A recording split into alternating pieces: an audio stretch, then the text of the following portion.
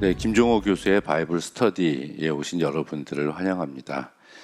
저희가 요즘 들어서 계속 성서에 대해서 이야기를 하고 있는데 특히 번역본 그리고 사본에 관해서 살펴봤습니다. 오늘은 그에 대한 마지막 시간으로 우리들이 주일날 교회에서 사용하고 있는 성서가 한글로 어떻게 번역돼서 우리의 손에 들어오게 됐는지 그 부분에 대해서 저희들이 한번 살펴보는 그런 시간을 갖도록 해볼게요.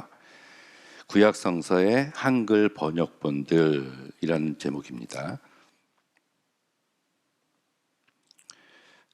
그 전에 제가 한 가지 어떤 편지를 소개를 하려고 합니다. 이 편지는 지금으로부터 한 400년쯤에 아내가 죽은 남편을 그리워하면서 쓴 구구절절한 그런 편지예요. 31살에 이응태라는 사람이 그 뱃속에 아이와 그리고 원이라는 한 아이를 남기고 젊은 나이에 요절을 하게 됩니다. 그 그리움에 사무쳐서 그 아내가 원이 아버지에게 보시오라고 썼던 1586년도에 쓴 편지인데 한글로 썼어요. 이것이 1988년 한 무덤에서 여러 유물들과 함께 발견이 됐습니다. 이것은 지금으로부터 한 400여 년 전에 그 한글이 지금의 한글과 어떻게 다른지를 우리가 살펴볼 수 있는 아주 귀한 자료가 되기 때문에 한번 읽어봐 드리려고 해요. 원이 아바님께 상백, 병술 6월 초하룻날 집이셔, 병술년 6월 초하룻날 집이셔, 집에서 이런 뜻이겠죠. 자네 상에 날더러 닐오디, 자네는 당신이에요. 요즘은 자네라는 말이 윗사람이 아랫사람을 낮춰서 부르는 말이었지만 예전에는 존칭어로 사용됐었던 것을 알 수가 있습니다. 자네 상해 늘 날다려 닐오디, 나에게 말하기를 둘이 머리 새도록 사다가 함께 죽자 하시더니 어찌하여 나를 두고 자네 먼저 가시는가요? 날하고 자식하며 뉘게 걸하야, 누구에게 의지하여 어띠하야 살라하야, 어떻게 살라고 다 더디고 다 버리고 자네 먼저 가셨나요? 자네 날, 당신 날 향해서 마음을 어디 가지며, 이게 마음이라는 뜻이죠. 난 자네 향해서 마음을 어디 가지던고. 미양 늘 자네 다려 내일 오디 한디 누워서, 당신에게 내게 말하기를 함께 누워서 입어서 남도 우리 같이 서로 애엽비 여겨 사랑하리, 남도 우리 같단가 하여 자네 다려 니라더니 니라더니가 말했는데 어찌 그런 일을 생각디 아녀 나를 바라고 먼저 간다고. 이게 굉장히 긴 편지예요. 계속해서 쓰고 있는데 한 50cm, 90cm 되는 편지지에다가 한글로 오른쪽에서 왼쪽으로 내려서 이렇게 쓰다가 위아래 여백이 남지 않습니까? 그 여백까지 다 써가지고 아주 빽빽하게 적었어요. 그래도 할 말이 더 남았는지 마지막 구절을 보면 나난 꿈은 자네 보려 믿고 나는 꿈에 당신을 보리라 믿고 있습니다. 올래 배쇼셔 보여주소서. 하 그지 없어 이만 적네이다, 이만 적습니다. 이렇게 해서 끝납니다. 그 1443년도에 세종대왕이 한글을 창제를 했습니다. 590년 전 일이죠. 물론 그때의 한글과 지금의 한글은 굉장히 많이 다릅니다. 근데 지금으로부터 50년 전, 또 100년 전하고도 약간의 차이가 있는 것을 발견을 할 수가 있어요. 이 말씀을 왜 드리냐 하면 처음 성서가 번역된 것이 지금으로부터 약 한 150, 160년 전에라고 우리가 이야기를 합니다. 처음에는 한문 성경을 한글로 번역을 했겠죠. 근데 그때 쓰여진 한글이 요즘 우리가 사용하고 있는 한글과 다르다는 겁니다. 그래서 뭐 맞춤법 통일안도 있고요. 지금 현재 우리가 사용하는 용어로 번역을 새로 이렇게 했어요. 그렇다면 이 언어라는 것은 정말 이제 살아있는 생물과 같은 겁니다. 우리가 흔히 하나님의 말씀은 1.1획도 변함이 없고 뭐 점 하나도 한 구절 하나도 살아계신 하나님의 말씀으로 받아들여야 된다는 것은 맞는 말이지만 이렇게 여러 나라 말로 번역이 됐을 때 그 번역도 우리가 이제 받아들여야 된다는 그런 문제점이 남습니다. 그게 번역하는 사람들의 고뇌예요. 직역을 할 것이냐, 이제 의역을 할 것이냐가 가장 큰 문제고, 또 내가 어떤 자료를 가지고 번역을 했느냐, 그 자료가 신빙성이 있는 자료인가 아닌가, 이런 여러 가지 문제점들을 사실은 가지고 있습니다. 그래서 우리가 문자적으로 성서를 대하는 이런 입장을 버리고 이 전체적인 문맥 속에서 하나님께서 하시고자 하는 말씀이 무엇이었느냐라는 것을 발견하는 게 훨씬 더 뜻깊은 그런 의미 있는 일이라고 생각을 해요. 1832년에, 그러니까 거의 뭐 한 200년 전에 네덜란드 선교사였던 귀틀라프가 이 주기도문 요 부분만 한글로 번역을 최초로 했다라는 기록이 있고요. 그 뒤로 한 30년 정도 지나서 토마스 목사라는 사람이 황해도 해안 지방에서 대동강을 따라서 평양까지 다니면서 한문 성경을 전달했는데 순교했다는 이런 기록도 있습니다. 이때까지 한글로 된 성경을 우리가 가지고 있지 못했죠. 그러다가 이제 굉장히 중요한 사람이 한 명 등장하는데 이게 존 로스 목사예요. 이 사람이 만주에 있다가 서상윤이라는 사람에게서 한글을 배우고 함께 한문 성경을 한글로 번역하기를 시작합니다. 그래서 1882년 말에 최초로 우리말로 성서가 번역된 누가복음을 만들어요. 이걸 우리가 발췌 성서라고 얘기하고 쪽복음이라고 얘기를 합니다. 한 번에 뭐 신약 성서나 구약 성서 전체를 다 번역할 수는 없어요. 그래서 그 중에서 뭐 누가복음이나 요한복음이나 시편이나 이제 한 권을 택해서 먼저 번역을 하게 되는데 최초의 번역이 예수 선교 누가복음 전서라는 것이 1882년에 한글로 번역이 되었다, 이렇게 이야기를 합니다.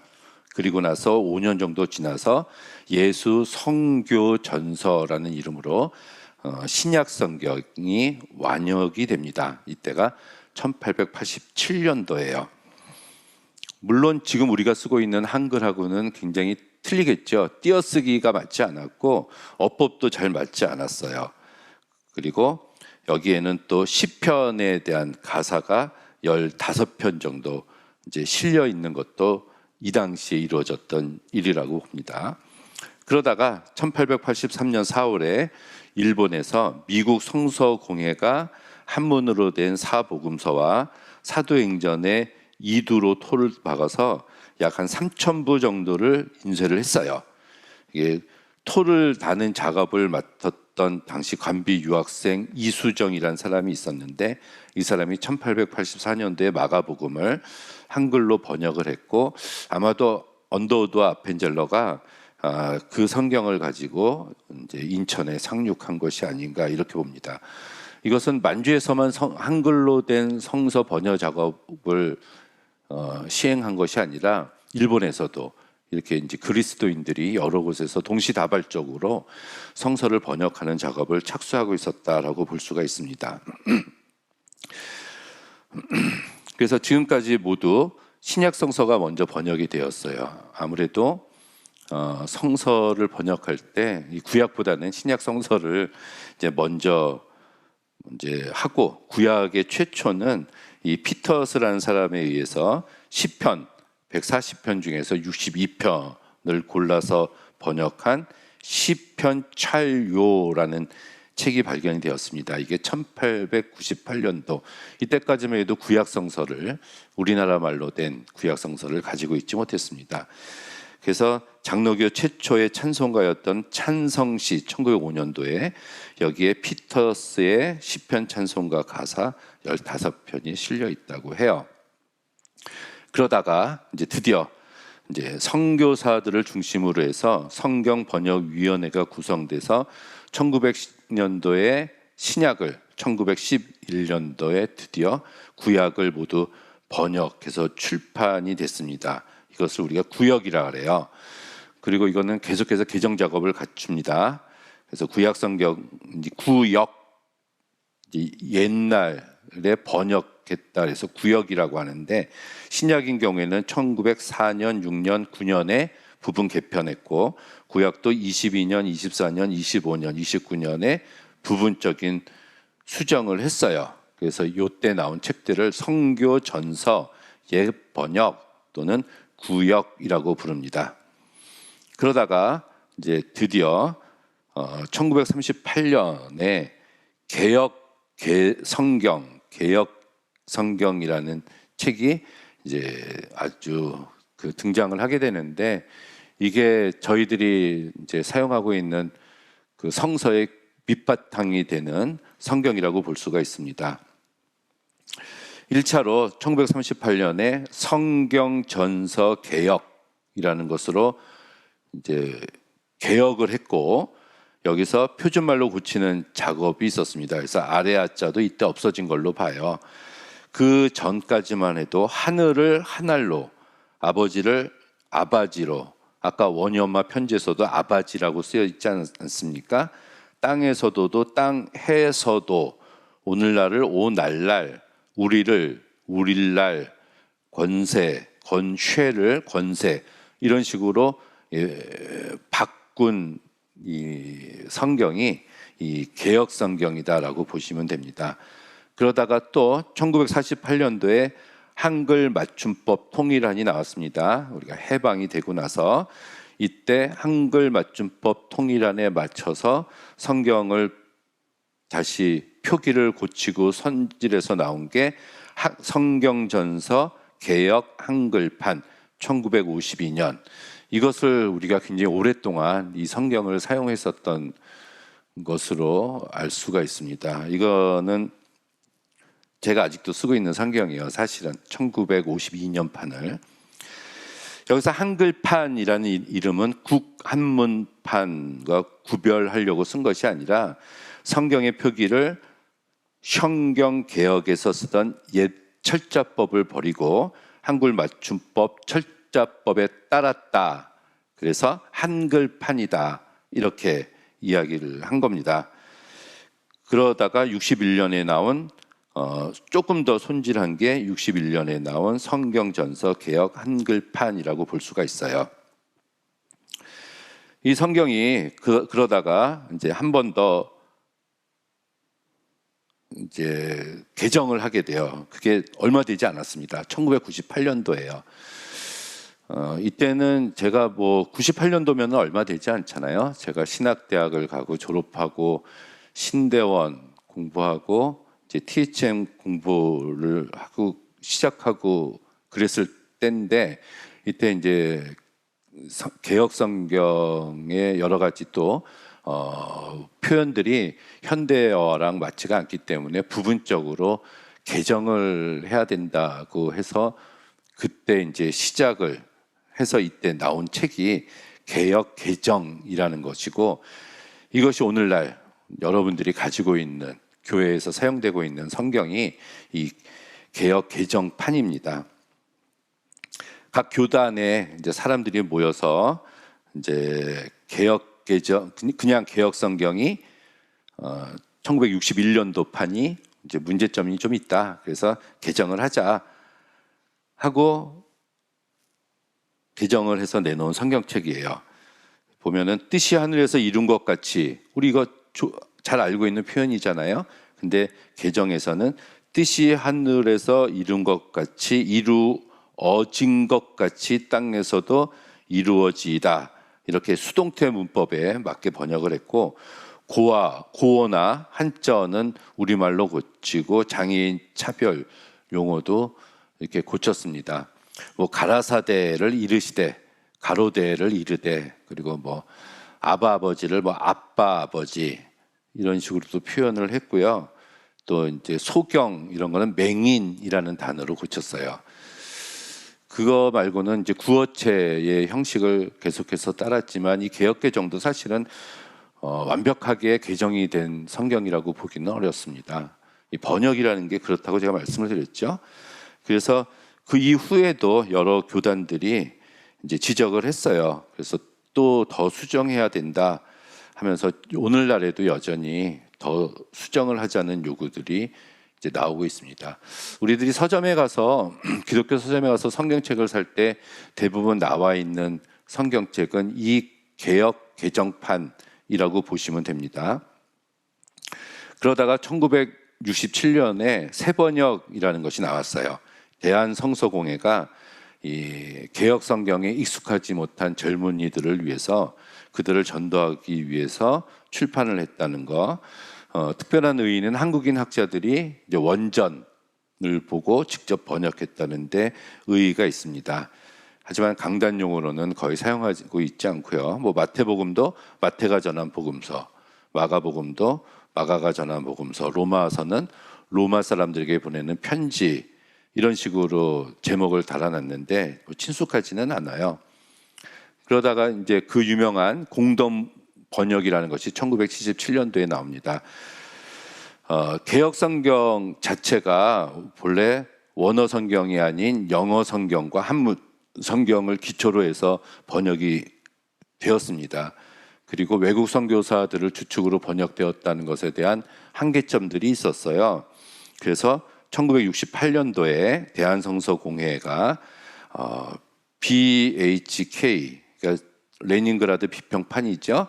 이 히브리어 성서를 기초로 해서 카톨릭, 천주교와 개신교 학자들이 모여서 번역 작업에 착수를 해서 한 10년 동안 작업한 결과 내놓은 것이 이 공동 번역이라는 책입니다. 축제적인 번역이나 형식적인 일치를 피하고 내용의 동등성을 취해서 원문의 내용 전달에 역점을 둔 번역이다 이렇게 평가를 하고 있어요. 그렇지만 현재로서 이것은 카톨릭이나 우리 기독교 내에서도 개신교 내 어느 교회에서도 사실은 교회 전체에서 사용하지 않는 성경이 돼 버렸습니다. 이 사이에 외경 7권을 집어넣는데 우리 개신교는 또 외경을 인정하고 있지 않잖아요. 북한은 이 공동 번역을 기초로 해서 북한 단어를 몇 개 집어넣어서 출판을 했다고 알려져 있습니다. 일부 진보주의적인 계열의 교회에서는 예배용으로 사용하고 있는데 예배용으로는 적합하지 못하다는 번역이 그런 평가를 받고 있어요. 특별히 또 하나님이라는 표기를 여기서는 또 하느님 이렇게 표기를 해놨는데 이거는 카톨릭, 천주교 쪽의 개신교 학자들이 굉장히 많이 양보한 게 아닌가 이렇게 보여지기도 하고요. 공동 번역으로 읽을 때 훨씬 더 실감나게 다가오는 부분들은 굉장히 많습니다.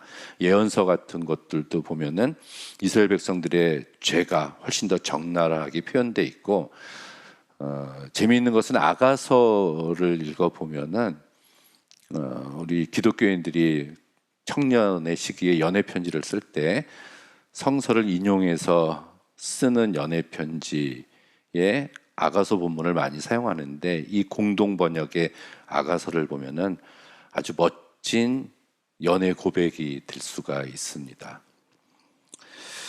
자, 그러다가 생명의 말씀사에서 현대어로 된 번역 성경을 만들자 해서 리빙 바이블을 기초로 해서 현대인의 성경이라는 것을 내놓게 됩니다. 하지만 이것은 히브리어와 헬라어 원전을 번역한 것이 아니라 리빙 바이블을 가지고 번역했기 때문에 뚜렷한 한계점을 가지고 있어요. 그러니까 영어 번역판이 많은 것처럼 이 한글 번역판들도 많이 등장을 하게 된 거죠. 현대어 성경도 있습니다. 성서 교재 간행사에서 출간한 현대어 성경인데, 이것은 현대인의 성경, 생명의 말씀사에서 나온 것보다 틀린 것은 이제 원어, 히브리어와 헬라어 원어에 충실해서 번역을 하려는 의도를 가지고 만들었다는 거, 그리고 주석용으로 쓸 수 있도록 만들었다는 의의를 가지고 있어요. 그러다가 1993년도에 표준 세번역이라는 것도 나오게 됩니다. 이거는 그 세번역 말고 또 다른 표준 세번역인데, 개역성서의 개정이 아니라 완전히 새로운 번역이에요. 그래서 원어의 뜻을 분명하게 파악한 다음에 한국어의 어법에 맞게 번역했다. 그리고 교회에서 실시하는 예배와 교육에 적합한 번역이 되도록 이제 연구했다는 거. 근데 고유명사의 음력은 개역성경을 따르고, 그리고 한국교회가 중요하게 여기고 그동안 사용해온 용어는 버리지 않는다는 그런 원칙을 따랐습니다. 이것은 이 표준 세번역을 강단에서 사용하려는 의도를 가지고 만들었다는 것을 이야기해주고 있는 부분이에요. 그런데 구약 성서에 나오는 하나님의 이름, 그러니까 이제 야훼 신성 사문자인데, 이 야훼를 여호와라고 번역하지 않고 마소라 본문의 전통과 그리스도교 2000년의 번역 전통을 따라서 주라고 번역을 했습니다. 자, 뭐 이런 거 보면은 아무튼 번역이 한글 번역도 굉장히 많이 나오는데, 이게 완벽한 번역 한 권을 만나기가 쉽지 않다는 얘기예요. 영어 번역도 마찬가지지만. 그렇다면 한글 성경만 해도 이렇게 많은데 영어 성경 뭐 수십 가지가 되죠. 다른 뭐 프랑스 성경, 뭐 독일어 성경 이렇게 따지면은 성서 자체가 그 나라 사람의 말로 번역된 이 번역서들은 수백 개, 수천 개가 이 세상에 존재한다라고 우리가 볼 수가 있습니다. 읽혀지기 위한 목적을 가지고 있었죠. 이 이외에도 아가페 출판사에서 어린이들을 위해서 만든 뭐 쉬운 성경, 두란노에서 우리말 성경, 카톨릭 성경, 카톨릭에서 보고 있는 새 성경, 이런 성경들이 많이 있어요. 자, 그럼에도 불구하고 이 성경 번역은 계속되어야 합니다. 그 이유는 말과 글의 표현이 계속 바뀌기 때문에 그래요. 우리가 약간의 고어로 된 개역 개정을 강단에서 예배 시간에 사용하고 있는데, 이게 옛날 말로 돼서 예배 시간에 일종의 어떤 권위적인 측면이 나올 수는 있어요. 하지만 그 권위가 강압적인 권위가 아니라 그 예배를 좀 경건하게 만들고 의식적으로 만드는 그런 고체적인 용어가 예배 시간에는 어울릴 것 같지만, 이것이 또 앞으로 10년, 20년, 30년 지나면은 새로 태어나는 세대들에게는 이것이 적응되지 않을 수도 있습니다. 말과 글의 표현이 계속 바뀌기 때문에 그래요. 이 아까 제가 원희 엄마를 제일 처음에 소개해 드렸듯이 그 400년 전의 한글과 오늘날의 한글이 틀리듯이 앞으로 400년 후에 한글이 또 지금과 달라질 수가 있다면은 또 새로운 한글 번역 성서가 나올 수밖에 없다는 얘기입니다.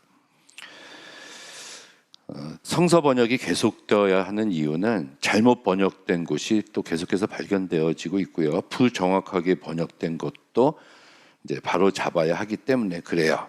그리고 누가 읽느냐에 따라서 여러 가지 번역이 당연히 나올 수 있다는 거.